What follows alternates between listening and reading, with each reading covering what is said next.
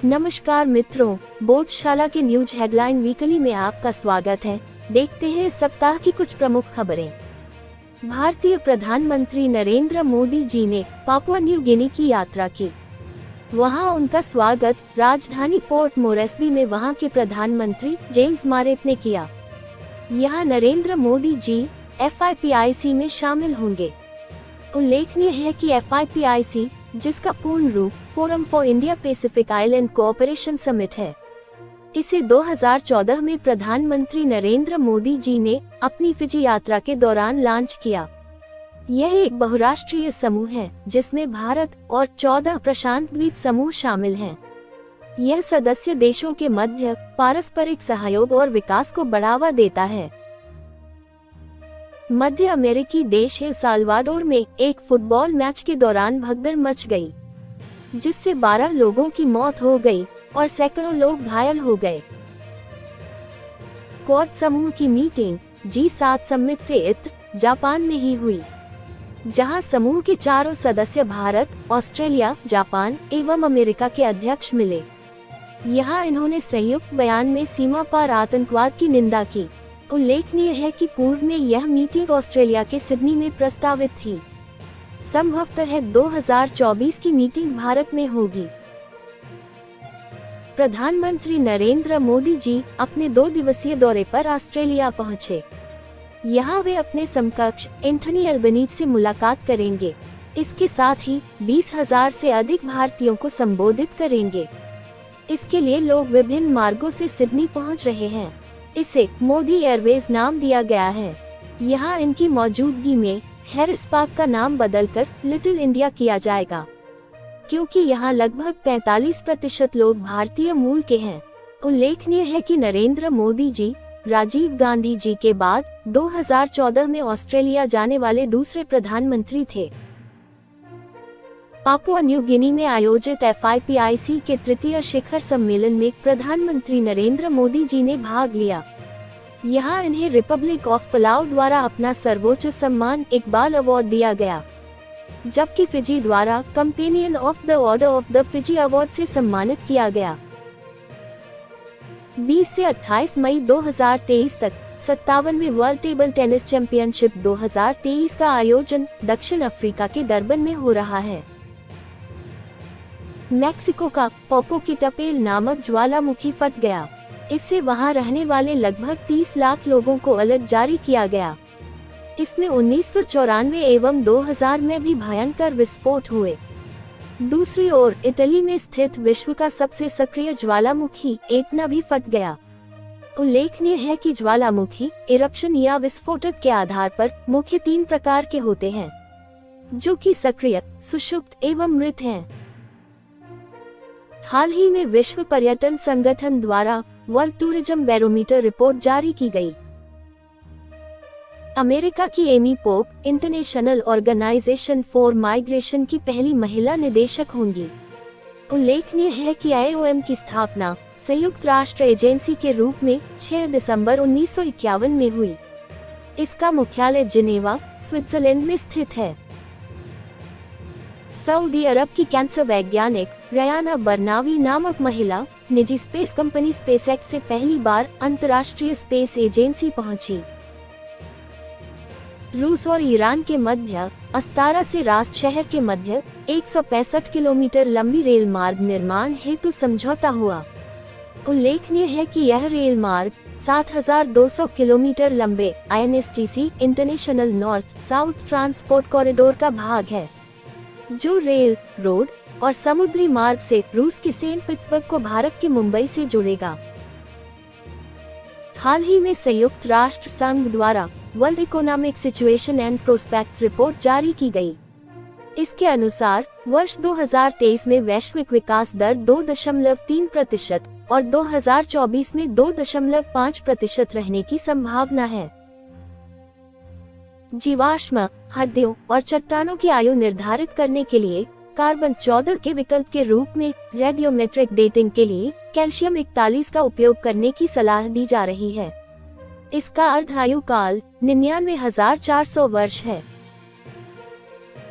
Georgy गोस्पोडिनोव को उनके उपन्यास टाइम शेल्टर के लिए इस वर्ष का बुकर प्राइज दिया गया। वो यह पुरस्कार पाने वाले प्रथम बुल्गारियन हैं। इसका अंग्रेजी अनुवाद एंजेला रोड ने किया। ज्ञातव्य है कि बुकर प्राइज की स्थापना 1969 में हुई। पहले पुरस्कार पाने वाले अल्बानिया के उपन्यासकार इस्माइल कादरे थे।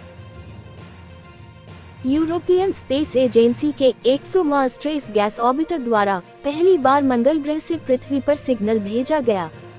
इसे 16 मिनट में पृथ्वी पर वेस्ट वर्जीनिया के Green Bank Telescope, New Mexico के वेरी लार्ज एरे इत्यादि ने प्राप्त किया। ये experiment A Sign in Space project के तहत किया गया। ईरान ने खैबर नामक बैलिस्टिक मिसाइल की सफल टेस्टिंग की। यह 1500 किलोग्राम तक वारहेड ले जाने में सक्षम है। विश्व स्वास्थ्य संगठन की 76वीं वर्ल्ड हेल्थ असेंबली स्विट्जरलैंड के जिनेवा में आयोजित हुई। यहाँ WHO ने अपनी रिपोर्ट पेश की। ज्ञातव्य है कि WHO संयुक्त राष्ट्र की एक विशेष एजेंसी है। इसकी स्थापना 7 अप्रैल 1948 को हुई, इसलिए 7 अप्रैल को विश्व स्वास्थ्य दिवस के रूप में मनाया जाता है। इसका मुख्यालय स्विट्जरलैंड के जिनेवा में स्थित है। इसके वर्तमान डायरेक्टर जनरल इथियोपिया के डॉक्टर टेड्रोस एडनम घेब्रेयेसस हैं। सऊदी अरब के पोर्ट अल जुबैल में भारत और सऊदी नौसेनाओं के मध्य अल मोहद अल हिंदी 2023 नामक युद्धाभ्यास हुआ। इसमें भारतीय नौसेना से युद्धपोत INS तरकश एवं INS सुभद्रा ने भाग लिया। हाल ही में जर्मनी में आयोजित 61वें अंतर्राष्ट्रीय सुपर कंप्यूटिंग सम्मेलन में सुपर कंप्यूटिंग सूची जारी की गई। इसमें भारत के ऐरावत को 75वां स्थान मिला। ज्ञातव्य है कि ऐरावत को सीडेक द्वारा विकसित किया गया है। सीडेक, जिसका पूर्ण रूप centre for development of advanced computing है, एक स्वायत्त वैज्ञानिक सोसाइटी है। यह ministry of electronics and information technology के अंतर्गत कार्यरत है। इसकी स्थापना 1988 में हुई। इसका हेडक्वार्टर महाराष्ट्र के पुणे में स्थित है। इसके वर्तमान डायरेक्टर मगेश थिराजन हैं। रूस यूक्रेन युद्ध के मध्य रूस और बेलारूस के मध्य एक समझौता हुआ। इसके तहत रूस अपने परमाणु हथियारों की तैनाती बेलारूस में करेगा। तीरंदाजी वर्ल्ड कप के चरण 2 के मैच शंघाई में आयोजित हो रहे हैं। इसमें भारतीय युवा तीरंदाज प्रथमेश जावकर ने व्यक्तिगत श्रेणी में स्वर्ण पदक जीता, जबकि ओजस ज्योति ने मिक्स्ड इवेंट में स्वर्ण पदक जीते। उल्लेखनीय है कि तीरंदाजी वर्ल्ड कप प्रतिवर्ष 4 विभिन्न स्थानों पर आयोजित होता है। इसे विश्व तीरंदाजी संघ द्वारा 2006 से आयोजित किया जा रहा है। 2010 से इसमें प्रत्येक श्रेणी से सर्वश्रेष्ठ 8 तीरंदाजों का चयन किया जाता है। इसका अंतिम चरण अन्यत्र होता है, जहां यह सभी विजेता भाग लेते हैं। वर्ष 2023 का प्रथम चरण अंताल्या, द्वितीय चरण शंघाई, तृतीय चरण मेडलिन एवं चतुर्थ चरण पेरिस में, जबकि अंतिम और फाइनल चरण हरमोसी में आयोजित होगा। G20 के अंतर्गत 20 से 24 मई 2023 तक जम्मू कश्मीर में टूरिज्म वर्किंग ग्रुप की मीटिंग का आयोजन हो रहा है। इसमें इसके 5 सदस्य देशों ने भाग नहीं लिया, जो कि चीन, सऊदी अरब, तुर्की, इंडोनेशिया एवं मिस्र हैं। उल्लेखनीय है कि चीन ने इसे विवादित क्षेत्र में कराने के कारण भाग नहीं लेना बताया है। गुजरात के पहले एथलीट और सबसे तेज भारतीय इंगिता आनंद, जिन्होंने अल्ट्रामैन ऑस्ट्रेलिया पूरी की, यह उन्होंने 29 घंटे 52 मिनट 35 सेकंड में पूरी की। उल्लेखनीय है कि इसमें 10 किलोमीटर की स्विमिंग समुद्र में एवं लगभग 400 किलोमीटर की साइकिलिंग करनी होती है। इसरो का महत्वाकांक्षी चंद्र मिशन चंद्रयान 3 की लॉन्चिंग जुलाई माह में होगी। उल्लेखनीय है कि चंद्रयान 1 को 2008 में, जबकि चंद्रयान 2 को 2019 में लॉन्च किया गया था। इसरो भारतीय अंतरिक्ष अनुसंधान संगठन है।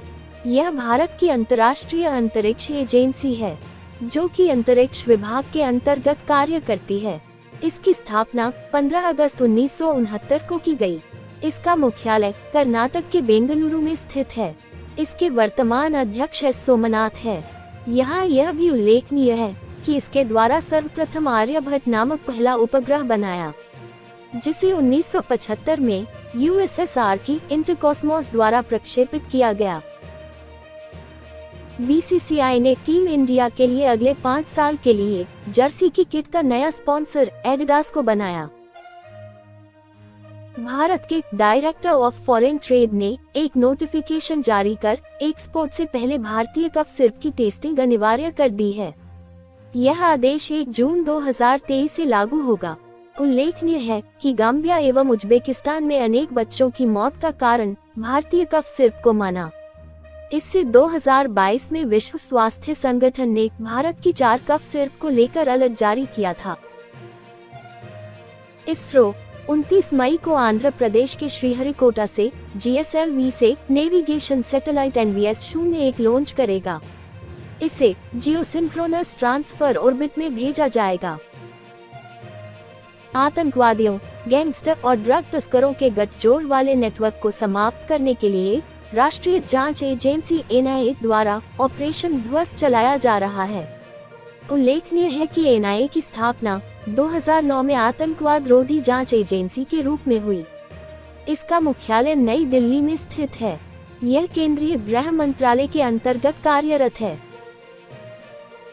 सेफ चैंपियनशिप 2023 के 14वें संस्करण का आयोजन दक्षिण एशियाई फुटबॉल महासंघ द्वारा 21 जून से 4 जुलाई 2023 तक भारत के बेंगलुरु में किया जाएगा। उल्लेखनीय है कि सेफ, जिसे साउथ एशियन फुटबॉल फेडरेशन कहा जाता है, एक द्विवार्षिक अंतर्राष्ट्रीय पुरुष फुटबॉल टूर्नामेंट है। वर्ष 2023 में इसमें 8 देशों की टीमें भाग ले रही हैं। 2021 का चैंपियन भारत रहा था।